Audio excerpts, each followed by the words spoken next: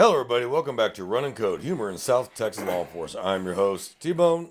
My co-host, J-Man, beside my back, or by my side, got my back as always. Man, I'm just not on it this morning. What's up, J-Man? Doing good. Gotta wake it up, man. It's like 10 o'clock. It's Sunday morning, and I've already had 2 cups of coffee, and I'm still not feeling it yet. I guess that comes with age. I got 5 mile running, And you got a 5-mile run-in, so I'm feeling pretty awake. You should be wide I'm feeling awake. pretty awake right now. Yeah, I think I need to start joining in on these 5-mile runs, but I probably make it about the first mile in and go, is there somebody up ahead wanted for murder? If they're not, fuck it, I'm out. So it is another beautiful Sunday morning in South Texas, and we appreciate everybody joining us. Last week we weren't able to do an episode. I believe you had a prior engagement. Mm-hmm. It is what it is. Yeah. No worries. But we are working on the consistency, guys, and we are actively working on some bigger things coming up for this podcast. We're not going to talk about them right now until we actually know we can do it and actually set it up and test it. And that's going to be the fun part, is testing it. Because it sounds good in theory until you actually put it into play. Yep. So we're going to have to work the bugs out so that when we actually do put those into play, it's fairly smooth. Working on it.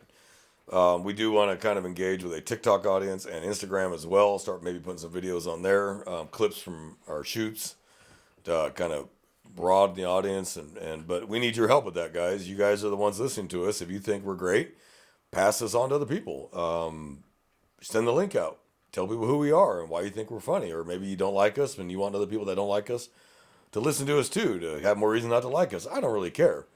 We're here not to make friends. We're here to be funny and to educate through humor. That's what we're here for.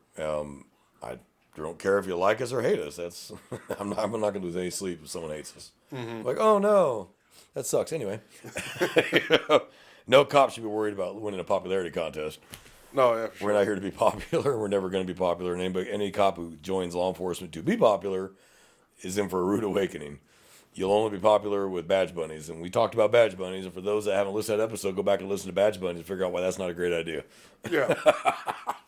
Stay away from the women who only like you because you're a cop. Mm-hmm. They should like you in spite of your being a cop, not because you're a cop. But today, we wanted to talk about, before I get into that, if you want to reach us, you can email us at runnincode2023@gmail.com. That's RUNNINCODE2023@gmail.com. Or you can leave comments on our YouTube videos and audios. You can leave comments. If you email us and you don't want us to divulge your agency, we won't. Just let us know up front. You don't want us to tell anybody, say your name or what agency you're with, and we'll be happy not to do that. If you don't do that, we'll read it and decide whether we should still release your name or not. And if we don't, that's because we're protecting you from you. But what are we going to talk about today, J-Man? We're going to talk about rookies versus veterans, and not like qualities of each. We're talking about kind of sometimes how it can be a little antagonistic, but it can also be symbiotic at the same time.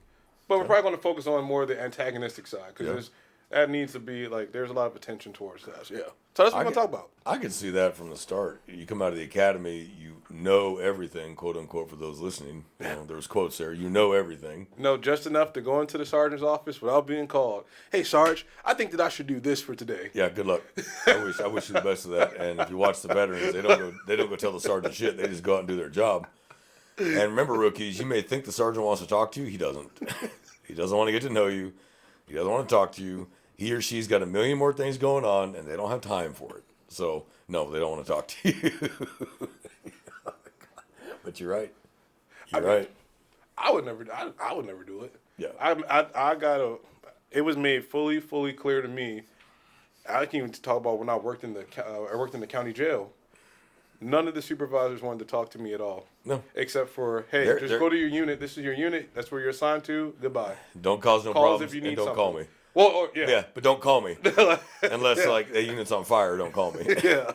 And it's the same when you transfer to the LE side of the house. Don't call me unless something's on fire, okay? The less they hear from you, the happier they are. Yeah. You don't want to get that rep from the top is always running to big Sarge. But Sarge, I got a question. Sarge. They don't want to hear from you. And the more you constantly call a sergeant, the more the rep you're getting is that you can't handle this, that you can't make an independent decision. Right. And we've met too many officers who can't make an independent decision. They're so terrified to make a decision that they want to be able to cover themselves with each and every decision they make. Okay, there are some decisions that are above your pay grade. Absolutely. There are some calls that you need a supervisor on that scene. Homicide, you need a supervisor on the scene. Like, that's not something you handle on your own. But civil matter, you don't need a supervisor. Minor crash, you don't need a supervisor. Traffic stop, you don't need a supervisor. Minor family violence, you don't need a supervisor. Handle it. That's your job. Right. Now, major, super aggravated sexual assault of a child, you need a supervisor. Homicide, you need a supervisor. Manslaughter, you need a supervisor. Fatal crash, you need a supervisor. There are some calls that necessitate a supervisor, but 95% of our calls do not necessitate a supervisor, and they don't want to hear from you. They're perfectly happy trusting you to handle it, unless you've proven that you cannot handle it. Mm-hmm. So you come out of the academy, piss and vinegar, I'm the man, I know everything, I'm perfectly trained. They explained every single thing to me is about the First Amendment, Fourth Amendment, Fifth Amendment, how Miranda works. They explained every single thing. I know all case laws. You don't know shit. Mm-hmm. No academy I know of actually really in-depth goes into these things that they really should. Because honestly, my thing in a police academy should be about 8 months. And it should have a ton of First Amendment training, Fourth Amendment training, Fifth Amendment training, exactly how Miranda works when you use it, when it doesn't apply. Training hand-to-hand combat, whether that's jiu-jitsu and boxing or both. A lot more firearms than we have. Mm-hmm. But if you start, and a lot of it's money-based. It costs money, and I get that. But you get what you pay for. And if you start with 35 and you graduate 22 hardcocks that know the law, know how to apply the law because you've trained them that thoroughly, comfortable with being hands-on, like that's where a lot of the shootings come from, or excessive uses of force, is because that officer wasn't comfortable using his hands and going hands-on with somebody. If you watch it, you'll see 4 guys dogpiling one guy and then one steps back and shoots the guy. Yeah. Like 4 of you should have controlled him. There's 4 of you. He's got 4 limbs. Take a limb. Like in the jail, you learn that. Mm-hmm. How to control a subject. And no matter how big they are, you get 4 on them. You can. Yeah. Each get a limb, cross his ankles, shove him up by his ass, get his arms, you got him. He's not moving. But they took away a lot of that emphasis on hand-to-hand combat, Brazilian Jiu-Jitsu or mixed martial arts or boxing. They took away all that, and it took away their confidence. Mostly because it probably doesn't look like pretty. Or it just doesn't, it kind of just looks ugly to the Jiu-Jitsu common looks viewer. less ugly than shooting somebody. No, yeah, for sure. Jiu-Jitsu, if you can get them under control, you're not throwing strikes. You get them wrapped up, locked up to where they're not being able to move, but you're not choking them. You're not beating the snot out of them. You're just holding there until another officer gets there. Hey, get his other arm. That'll Get him cuffed. Yeah, because just You'd have less problems. The grappling alone fatigues somebody. Yeah. Like, and they're going to burn all that energy while you just sit there and hold on to him. Yeah. And backup gets there. Get him cuffed. Okay, you done? You done? All right, we're done. Pretty sure a lot of our viewers have wrestled or did, like, if they can remember, like, grappling, wrestling in the academy, or you train jiu-jitsu like 3 times a week or whatever. It's tiring. It is. It's really tiring. But technique overrides strength and stamina every time. Yeah. Technique, number one. If you got good technique in jiu-jitsu, you'll control anybody. Mm-hmm. It's because it's all about using their leverage against them. And you're not burning yourself out. They wear themselves out fighting you, and you just hold on to them. And it doesn't look like you're sitting there grounding and pounding their face in or throwing knees into their ribs. You're just holding on to them. Yeah. So it's hard for anyone watching to really have an argument over that. Like, it's going to be hard to have an actual argument against why that was bad. No, if anything, they'll be giving kudos to the officers because they're seeing a contrast from what is usually thrown out there. Yeah, which is punches and strikes and kicks, and you're struggling with them. There's 4 officers trying to get one guy down on the ground and get him cuffed. Or tasing people at gas stations. Yeah, don't do that. Never a great idea. I've only said it because it happened recently. It did. Here's the thing. I don't rely on my intermediate weapons. I never have. I rely on my hands, and if I have to go to my sidearm, then it is what it is. But I preferred hands. They're not going to fall off. They're not going to miss. Like, I've got my hands. And I was always far more comfortable using my hands to control somebody than I was with a taser or a baton or OC. I prefer my hands. But I'm confident in my abilities. I know what I can and can't do. And I've been there and done it, and I know what I'm capable of. Now, I also know when I cannot fight somebody. If I pull over Chuck Liddell or Conor McGregor, I'm not going to go hands-on with them. I know better. Mm-hmm. I know my limits. I'm not a trained professional cage fighter. That's when you pull a gun. Don't even think about it. And don't move. Because I know already that this person will beat me. and I will get killed. Mm-hmm. Like I've said it before, 99% of cops get lucky fighting untrained people. And that's why we come out on top most of the time. Because they're untrained, and we get enough officers there to get them under custody. There might be some boo-boos, some black eyes, some bloody lips. But we don't go up against hardcore trained boxers, mixed martial artists that actually spend time in gyms. Because you think cops are the only ones practicing this shit? Oh, no. There's assholes in jiu-jitsu gyms all over the place, too. They're learning it, too. Mm-hmm. And last thing you want is to get wrapped up and they take your weapon out. Yeah. Like, you have a problem. So that's my issue, is that the academies don't put enough emphasis on hand-to-hand training. I mean, it used to be some academies, like, it's every Friday afternoon from lunch to go home. That's all they did was defensive tactics, boxing, jiu-jitsu, grappling, rolling around on the ground. And they did that the whole flipping academy. The entire academy was all that. So you do that for 6.5 months, you get fairly confident in your abilities. Mm-hmm. Like, okay, I know I can go hands-on if I have to. There's nothing to be terrified of. And honestly, you need to have them put on headgear and punch them in the face. Yeah. Hold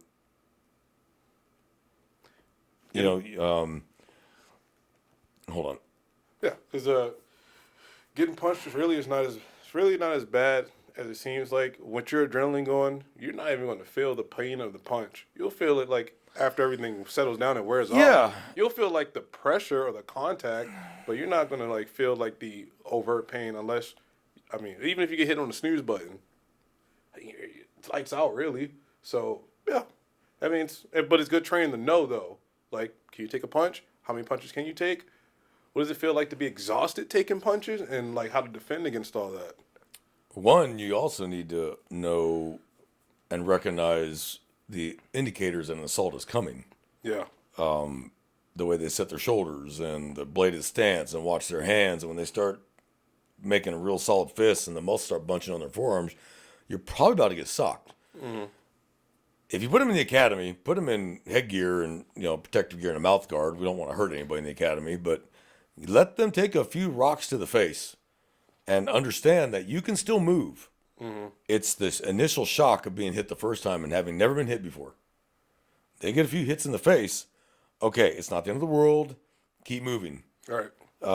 If you inoculate them against that at the academy, you're going to have less problems in the street. I don't know why they won't do that. If you put them in headgear and a mouthpiece, eye protection, they're wearing gloves, they're not going to get hurt. Okay, I'm not saying have them go up against a pro fighter and have it take a Mike Tyson style punch to the face. I'm just talking about another cadet, sock him in the mouth. Just learn how it feels and understand that it's not the end of the world. You're going to get hit. Bounce back up and keep going. Mm-hmm. Better yet, pile in. Don't back up. Get on top of them. Because that's what they're expecting you to do is back up. Right. But if you move forward towards them, it throws their OODA loop off and oh shit, and then you're on top of them like a spider monkey going, oh, motherfucker, what's up? Yeah. And they'll be like, okay. But the first time you get punched should not be on the street with somebody. It should be in a gym, in a controlled environment, learning how to take the punch and move through the punch. And if you do that, you'll have less problems. So academies need to start actually doing that. Mm-hmm. But topic-wise, so you have the two. You have the rookie and you got the veteran. The rookie comes out of the academy. I know everything. Good rookies come out. I want to be a sponge. Mm-hmm. Teach me everything. I want to learn everything there is to know. I want to take every single call there is. I want to write every kind of report there is. I want to see everything. I want to do everything. That's the rookie we want. That's the one that knows, hey, I don't know anything, and I want to learn it. And if we compare them with a motivated, experienced training officer who will be willing to do that with them, you'll see great trainees, and you'll watch them grow. And that FTO will know when to push them, when to back off, when to let them kind of fall on their face, when they need to step in and go, okay, hold on. Like, this is new to you, and you're fucking it up. That's okay. Here's how we're going to handle it. And you do that, you're going to develop great rookies but you cannot pair a hot shot that wants to do the job with a lazy FTO. And you can't pair a lazy rookie with a hot shot FTO because it's not going to work. The FTO is going to constantly have to push him, constantly pushing this trainee like, dude, move, dude, get in there. Mm-hmm. I would rather have to pull a trainee back all the time than push them forward. Like, dude, go. I want to go like, okay, good job, but back up a bit. Back up a second. Right. Yeah. and that's the difference. So you gotta have that, because you're in the car. You're going to share in the car however long. Each agency is different. Ours is 6 weeks at a time with a different trainer. Some it's a month. Some might be 2 weeks. Who knows? I mean, it's just some could just, that's the FTO of the entire training period. You're 14, 16 weeks or whatever, and that's your FTO. That's all you get. You have to be able to get along. A trainer has to be willing to learn, and a trainer has to be willing to teach. Right. So at one point there's some things veterans aren't willing to change.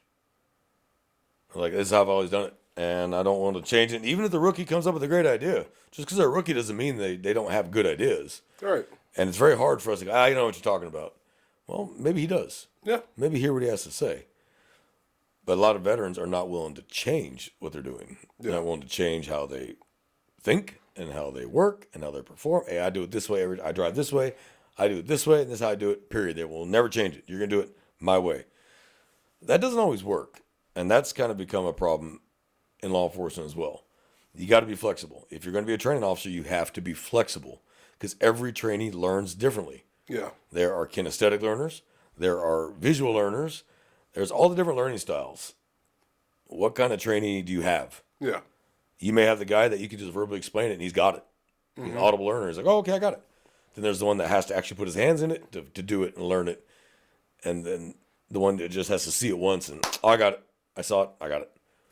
So as a good FTO, you need to be willing to be flexible yourself and figure out what is the learning style of your trainee. How is he? What does he know? Test him from the start. Hey, tell him what you know about the Miranda. When do you read Miranda? When does Miranda apply? When do you not need to read Miranda? Start throwing scenarios at him. Okay, we get to a scene and the First Amendment auditor, and he's on public property, and he's not interfering, but he's just yelling. What do you do? Yeah. Ignore him. Let him holler in his heart. He's on public property, not interfering. Let him do whatever the fuck he wants to do. Don't go over there and engage with him when you're already here for something else. Now you got to split your fucking attention. If you start doing scenarios with your fucking trainees, you start putting them in that mindset of thinking before they get there what I'm going to do. Right. Not every call is the same, obviously.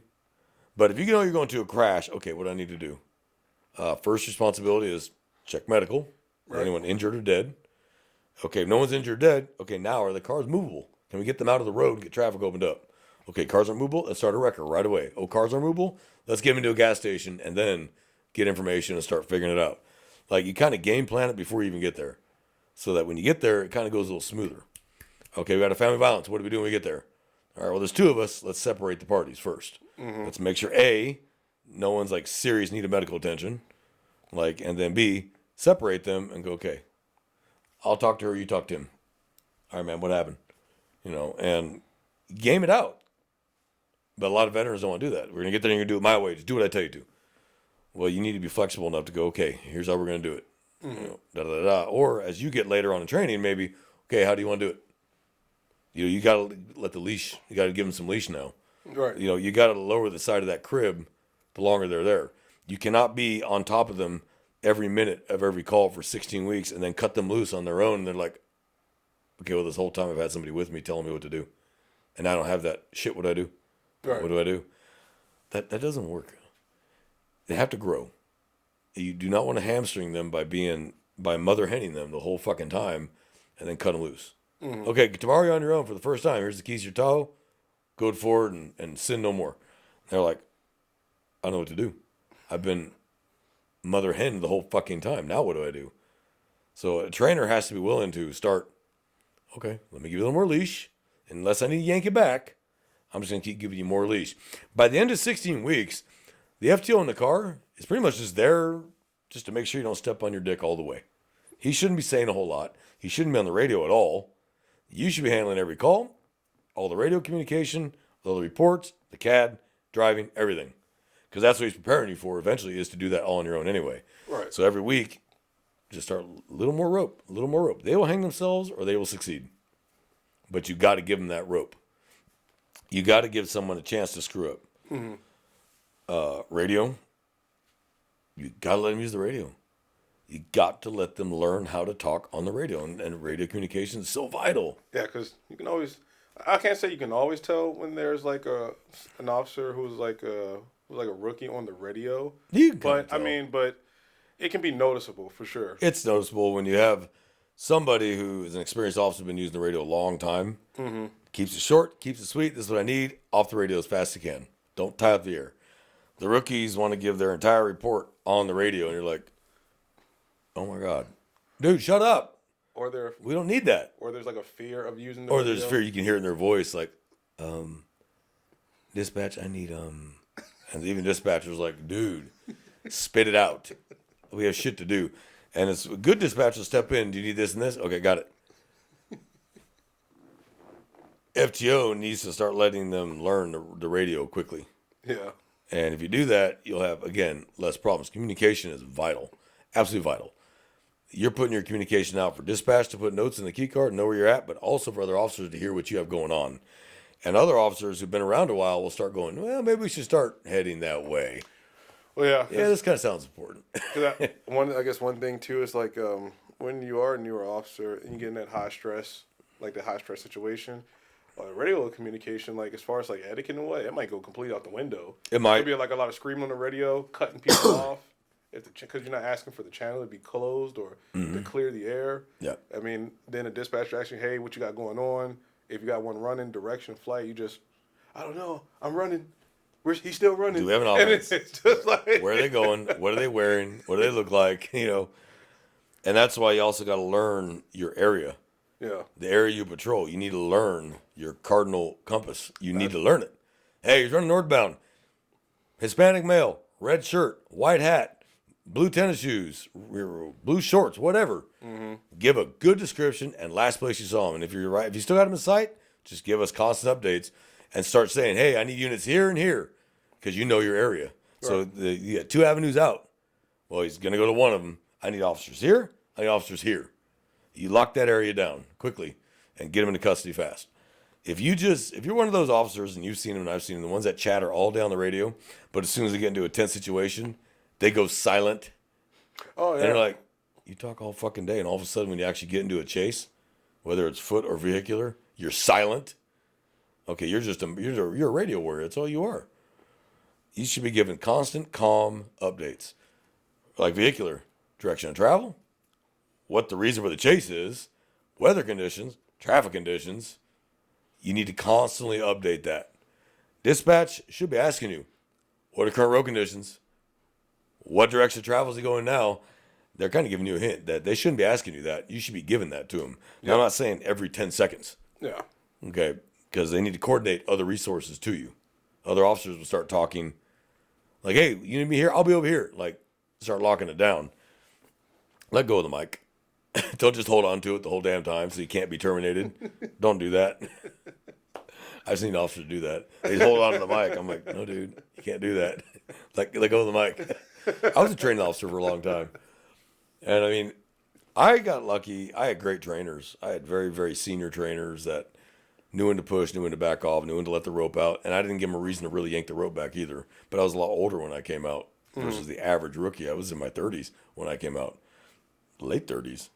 And because of that, I had a little more maturity, and I knew when to listen to those that have been there before me.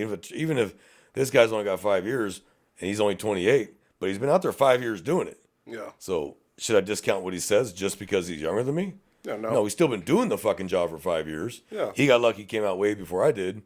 I was busy in the military before I came, retired and started career number 2.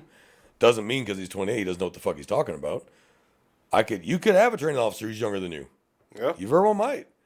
And the sergeant, if you start bitching, the sergeant's going to be like, well, that's your training officer. Shut the fuck up and do what he tells you to do. Yeah. He knows the training officer. Sergeant doesn't know you. He knows your training officer, though. So shut up and do what he tells you to do. Mm-hmm. So that's another problem you run into with rookies. I'm not going to be told shit. Like, this guy is 10 years younger than me. He's not going to tell me shit. Okay, well, he's actually put in that position of authority. And you're not. You're learning. So, yes, you may have worked at jail 10 years, and you may have had a peace officer license for 10 damn years, but you never actually worked patrol. Right. The guy on patrol 5 years has been there, done it. Yeah. So just shut up and do what he tells you to do. You can hate each other's guts as trainee and trainer, but in the car, you need to work together. You may never talk again unless you absolutely have to outside of that once you graduate and you're on your own. Mm-hmm. But all you need to do at the time is just whatever he tells you to do, just do it. Yep. So then you got report writing, which is an underrated skill that a lot of trainers just don't they don't enforce. They're not paying attention. They're allowing AI to write reports for them now, and they're letting like Axon Draft do all their work for them.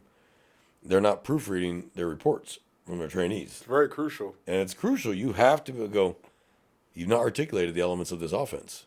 Mm-hmm. You still have to articulate elements of the offense. You got to articulate your probable cause for us contacting this person to begin with. Was it a call for service? Did we see something? Did we on-site something? Like, why are we here to begin with? You have to have a legal reason to make contact with this person. So what was the legal reason? Right. Well, I don't have a report. Well, Even, you might want to get it in there. or if you're one of those officers that copies and pastes like your Don't. template from a previous report, Oh, God, do not do that. like a previous assault for a current assault that you have, but you don't proofread very well, and Oh you my leave God. details from an old one into the new one. I gotta explain that one. How you gotta write a supplement to that fucked up report.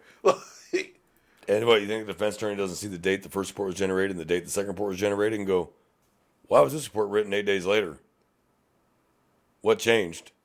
Oh, I did a crappy job. My FTO made me redo it. Not a great start on the stand. Mm-hmm. So your FTO should be sitting there over your shoulder reading your reports and then proofreading them and going, what was our probable cause to make contact with this person? Okay, well, that needs to be in there, right? What uniform were we wearing? You took off running from us, right? Yeah. What uniform were we wearing? Were we identifiable as police officers based on what we were wearing? What color? Do we have an unmarked police car or do we have a fully marked police car? Right. Were our lights on? Yeah. You know, articulation. And then, okay, he committed a family violence. Where's the probable cause for arrest for family violence? You didn't put the relationship between the two in the report. Husband and wife, brother, sister, father, son. What is it? It's family, right? Mm-hmm. So what's the familial relationship? Articulate the pain or injury. Yes. Okay. I observed a bloody lips and bloody nose on the female victim, and her right eye was rapidly swelling. I asked the victim, did it cause pain? Which may sound like a dumb question, but you got to ask that question. Did it hurt when he hit you? You have to ask that question. Yes, it hurt. Duh. Okay, ma'am. I got to ask the question. But you ask the question. Yes, it hurt. And you see visible injury. Okay, now I observed on the suspect's finger or his knuckles were bruised and bloody and rough. Well, that's kind of important, don't you think? Maybe get those on camera. Mm-hmm. It's articulation at its finest, and they're not doing it anymore. And it's a sad, scary thing. And you're going to see more cases getting dismissed. Do you think it's just a rush for, okay, get the report done because we got to go to the next call? Well, get the notes done, get like basic parts of the report done, go to the next call, and then the end of shift, hurry up, I want to go home. Yeah. I want to go home. Yeah. Why are you typing so slow? I want to go home. I love it as a trainer because I made so much overtime on being a trainer. I'll sit there right next to him. Cool. I got my phone and I'm just sitting there watching videos, waiting for him to finish writing. Then I'll proofread and go, correct this and this and this. Keep going. We only got 6 more reports to go. That's fine. I'm making overtime while I'm sitting here. I am making overtime while I'm sitting here on my ass. Now, if you're getting towards the end of field training, like the last couple weeks, Yeah. by that point you should not have to be standing on top of them. That's so funny. But it's true. got 6 more reports to go. Only 6 more to go. You're sitting there just, as the rookie, you're just typing like, oh, God damn it.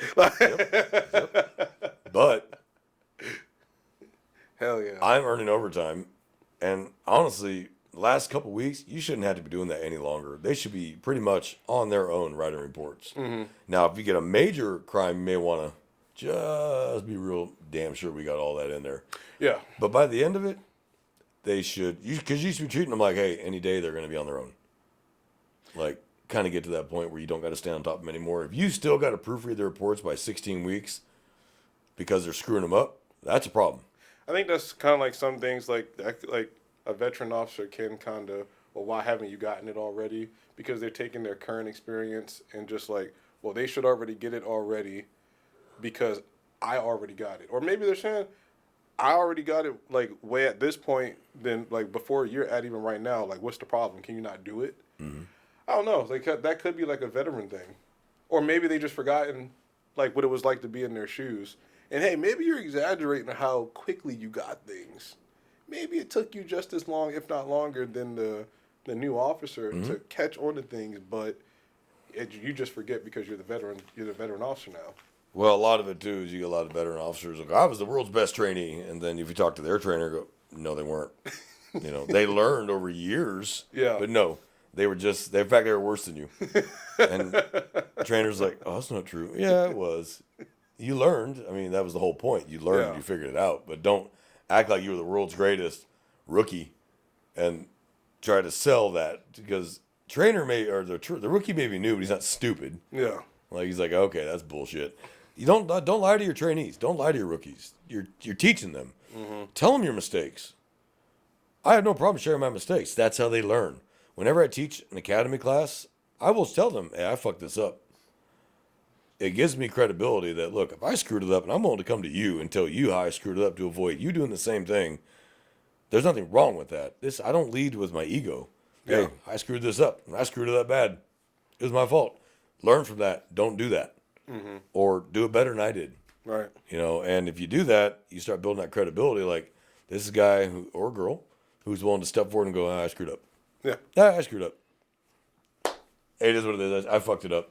Moving on. And you're like, okay, I can get behind someone like that. That's someone that truly like is willing to teach. And using my own mistakes, I think is healthy. Than pretending like, I was the world's greatest. I never made a single mistake in this job. Well, that's bullshit because we all do. No, yeah. Now, do you keep them small mistakes or do you make large ass mistakes? Kind of a big difference that. Yeah. A lot of it is FTOs get set in their ways. This is how I do it. This is how I've always done it. I'm not going to change it. I like it this way, blah, blah, blah, blah. It doesn't really work. It's like, I mean, I got an FTO certification. I have FTO'd some people. Number one, it's like you said, you got to have some flex. Yeah. And as an FTO, you always got to be constantly learning too. Like Yeah. you can't make yourself stagnant. It's like you always have to study the penal code, always have to study CCP, transportation code, study case law, because I mean, effectively, you are the one that's going to be the first-hand source of information. He's going to ask you questions. Yeah. Now, there's nothing wrong with, hey, I don't know. Let me get back to you on that one. Yeah. That's okay. And that's okay to do. Like, hey, I don't know. Actually, let me get back to you on that. But that shouldn't be your answer every single fucking time either. Now, we don't expect every officer to know every single case law there is. That's not going to happen. Even lawyers don't know every case law. Yeah. Okay, but you should know the big ones that govern what you do on a daily basis. So your Fourth Amendment and Fifth Amendment case laws. Those are the big ones. Fourth Amendment being the biggest, because that is search and seizure. That is 99% of what you do is the Fourth Amendment. You should know when it's legal to search somebody, when it's not, when you can frisk for a weapon, when you can actually search them completely for contraband or incident to arrest or whatnot. Yeah, you should know that. That shouldn't have to be, you shouldn't have any questions on that. You should know. Yeah. But now you run across an odd situation that you never encountered before. Well, then, okay, I don't know, actually. Let's find out together. Hey, Google, start there. Or maybe call another more senior officer. Hey, we just ran into this. And, dude, even I have never ran into this. What do you think? Oh, I ran into that once back in 2005. Blah, blah, blah, blah. Okay, cool. Thanks, man. I appreciate it. Now you both got knowledge at the same time. Yeah. It doesn't lower anybody in anybody else's eyes. You didn't know, now you know. You can be ignorant or stupid. They're two different things. Ignorance is a lack of knowledge. Stupidity is a low IQ. They're two separate things. I don't know shit about astrophysics. I'm not going to pretend to be an astrophysicist. I don't know fuck all about it. I know law enforcement, so I can talk about that. But I cannot intelligently talk about astrophysics because I don't know. It doesn't make me stupid. It makes me ignorant of that field because I just don't know. Right. So, and some of these trainees know more than you think. You never know. You might just get somebody who really is interested in like constitutional law. Actually studied it. And he may pull up like a case that you just didn't even know about. Yep. But And you'd it's be like, oh, shit. Oh, snap. Handle the call, but then when there's some downtime in between calls, the training moment, and you can something that you can put a tick in the DAR for the day for the FTO handbook. Yeah. It's Today good we discussed this and this and this, and documentation is so crucial for a trainer. You've got to document these things because you are responsible for them you are just liable for a lawsuit as anybody else is if you train him badly. And there's case law on that, too. And there's case law on that. There's case law. Not just supervisors, but training officers also are on the hook. So if you can document... Man, I wish I knew that off the top of my head. But yeah, there's case I can't remember the case law for it. It's case law for it, yeah. But there is. So that's why documentation is so important for training officers. Document. What did he do right? What did he do wrong? What was the fix? And if he doesn't do it again, or he does do it again, you got to keep documenting. You're telling a story on this person, how they acted the last 16 weeks. Mm-hmm. And if there's a continuous, constant problem, then upper management needs to start getting made aware of that. Like that's when you go to the FTO sergeant. Usually there's a sergeant who's in charge of all the trainees for that period or whatever, and go, man, this is like the 12th fucking time. And we have gnawed his ass in little pieces over it, and he's continuing to do it. Mm-hmm. And if he doesn't do anything about it, I advise Sergeant so-and-so of the issue. That takes that monkey off your back, puts it on that sergeant's back. Oh, yeah. Because now you've relieved yourself of the responsibility by making him aware of it. And if he's not willing to do anything about it, well, it ain't on you now. That's on him. Yeah. Don't fall on the sword for him. Yeah, and FTO is like, you still can be called into court if, like, oh, yes. a rookie on their probationary period makes a mistake that is called out in the court. They're definitely going to subpoena you because you were the training officer. Yeah, because they're going to get his training records. Yeah. And you got to have to sit up there and explain, like, all the corrective measures that you took to address the problem, the steps, and what, like, improvement plan was put into place to correct the behavior, all kinds of stuff. It's not just as simple as you get the FTO cert, you get to put the FTO pin on, you get the extra incentives and stuff, and then that's it, you're done. No, there's a legal responsibility to being a field training officer. And I remember when I went to field training officer school, they actually sat us down and showed us. Yeah, that's like first day. Yeah, I was like, oh, first day, first couple of slides. I had no idea about it. I had no idea. I was like, oh. Yeah, I had no idea. Yeah. Basically, you're responsible. And I took it more serious. I took it a lot more serious. I was like, after that day, it's like, oh, snap. Not going to be me. Yeah. I'm not going down for this. Yeah. So it is such an important thing to be an FTO because you have to mother them, baby them, push them, pull them back, teach them, let them fall on their face a few times as well. It's like having kids. You got to let your kid fall on their face occasionally. You got to let your kid learn the hard way sometimes. I let my son stick a metal object in a light socket once when he was 3. I can either keep telling him over and over and over and over and over and over, or I can just let him do it once, and the problem solves itself. Mm-hmm. And he did. And he shot across the rug about 10 feet. He didn't touch another light socket ever again. Problem solved. I knew it wasn't going to kill him. It's alternating current. It's not going to kill him. He's going to get a jolt, and that's about it. But he'll leave the shit alone. Sometimes trainees need the same thing. Yeah. Okay, now don't let him get hurt. He's hurt. That didn't solve anything. He's hurt. He's pissed. Your boss is pissed. He's got to heal. That's extending his training. Like, don't let him get hurt. But sometimes there's a few things you can do that will just kind of let them fall on their face a little bit and go, what did we learn? No, yeah. Don't do that. Like making him run a quarter mile back to the last intersection and get the intersection. Oh, that's some old school pain right there. That is. But it's not going to hurt him. He's not forget no more. But he's not going to forget it. He's going to, as you pass each intersection, he's going to look at it. Hey, what was that street stop you just My trainer did it to me. You try to look at the cat, try to get like a little big, like. My trainer did it to me. He did it once. It didn't happen twice. I learned. I was like, okay, don't do that. Pay attention to the street sign. And he let me drive a good ways. He let me drive about 400 or 500 yards and then pulled over. What was that intersection? I don't know.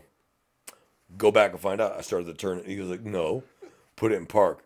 Go back and find out. Our engine has been shot and is no longer moving, and I've been shot. Oh, motherfucker.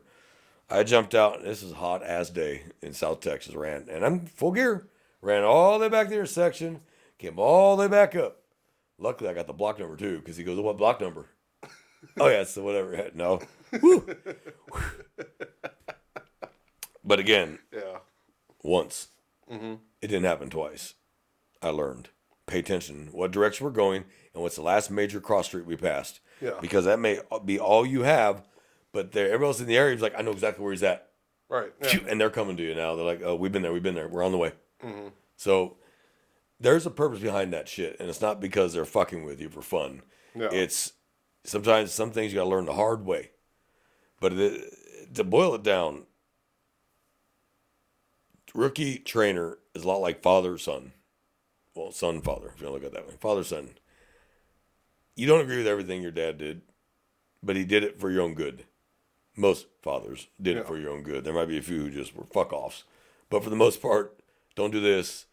Is lessons learned from their childhood when they got raised. It's the same with trainers. You have to impart the knowledge and wisdom you have, your goods, but your bads as well. Like, I fucked this up once too, and don't do that because here's why. Yeah. And they're like, oh, okay, that makes sense. Give them an example. They can go, oh, okay, that makes sense. Don't do that. No, got it. Okay.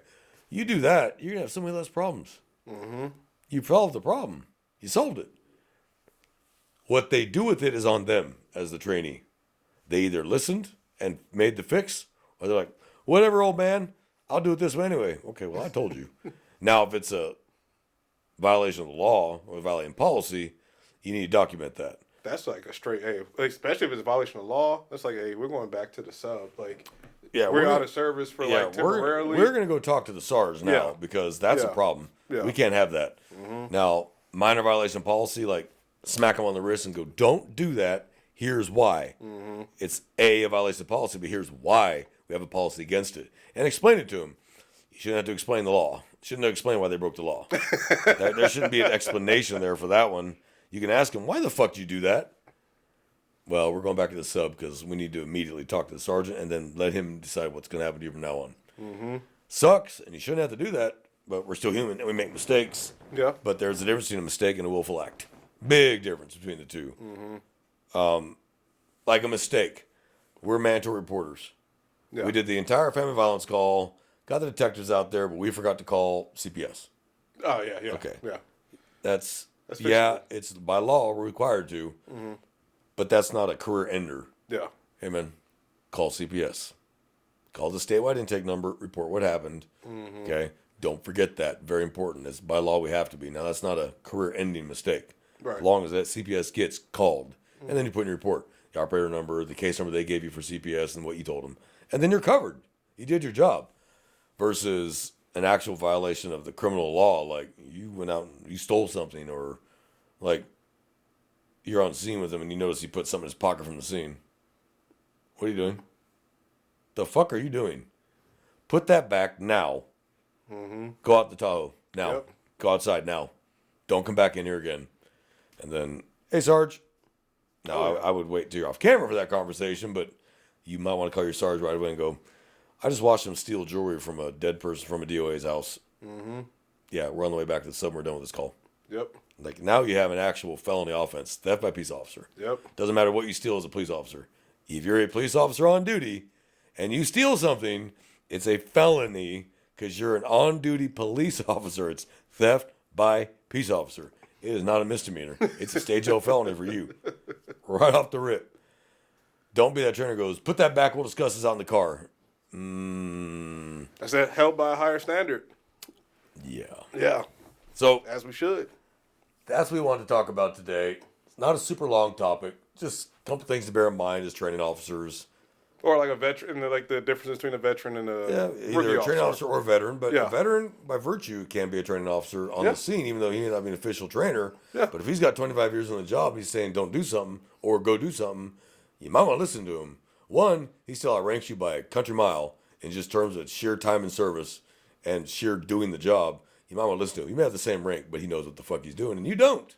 The rookie shoots back out. We got the same ring. I don't see no stripes on that sleeve. He's gonna be like, okay. Yeah. You just made yourself a target. Like, okay, fucker, I got something for you.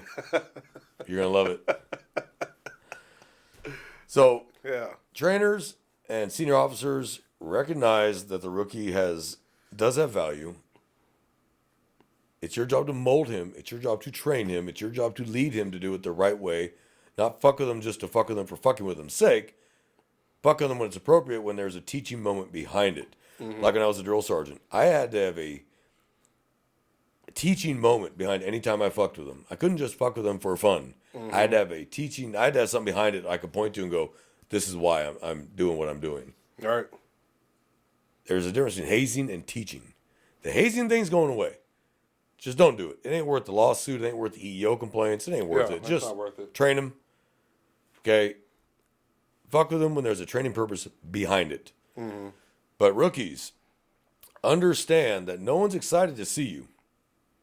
Okay? You're viewed as the guy that's going to slow us all down. You're the guy that's going to fuck shit up that we got to come by and clean up. That's how you're viewed. Wrong or right, that's how you're viewed. Until you earn your place. And remember, you're new. You haven't earned shit. You've earned nothing. So be quiet and learn. Yeah. And there will become a time when they'll start accepting you as one of their own. When you've earned that, but you get in the fight when you need to. You can de-escalate when you need to. You take your calls, not leaving for other officers. You'll start earning that with the senior officers and the trainers. They'll be like, oh, okay, all right, this guy's cool, and he can handle his job. He can do his shit. We'll start bringing him into the circle of trust, so to speak, and you'll find life goes a lot easier for you. Yeah. Oh yeah. So that's about all I got for today. You got anything else to add on that topic? It was a good topic. Yeah. So we hope you enjoyed this week. Again, this podcast is geared really towards law enforcement, but we do like civilians listening to and kind of peeling back the layers behind how we really work and what goes on that they may not even realize how this shit actually works because they got the knowledge from TikTok or Instagram or Facebook Reels or TV shows being the worst because they don't show you what really goes on behind the scenes. If they did, no one would ever watch them. They'd be too boring. Oh yeah. They'd be like, oh my God, that's boring. Hour, look at all that paperwork. Hours, like 3 episodes on paperwork for that from the first episode. Yeah, or that's how it works. Or like how like Blue Bloods, like Danny Reagan, like in the first couple of seasons, my man gets into an officer involved shooting like every episode. Like he wouldn't be back on duty that fast. Like yeah, what's the time gap between episodes then? 6 months? Yeah, especially by NYPD standard. Like especially by modern NYPD standards. Yeah. They don't tolerate that shit no more. Yeah. They look at you like a rabid dog at that point. It wasn't unusual in the 70s and 80s to have officers who had 3 or 4 shootings. But now you're kind of looked at like a rabid dog. Like yeah, you were cleared, but you kind of pushed them that way. And Yeah. that's not a good look either. Yeah. So we appreciate you joining us all this week, guys. Please spread our podcast to other people. Let them start listening to it. Like I said, we're going to have some things coming. Please be patient and stay with us. The rewards are great. They're coming. You're going to see a whole different format, and it's a lot of logistics to it that we're going to have to work on. So please be patient. Stay with us. Hang by our side. We'll get there, I promise. But be safe. Watch those backs. Email us at runnincode2023@gmail.com or leave comments on the YouTube. But come back and join us again next month. I hope not. Next week. Not next month. Next week. And while we try to figure this out and make this a much better podcast. So, J-Man, you got anything to add? Nope. All good. All right. Well, from J-Man and I here in South Texas, thank you for joining us at Running Code. And y'all have a good day. We're out of here.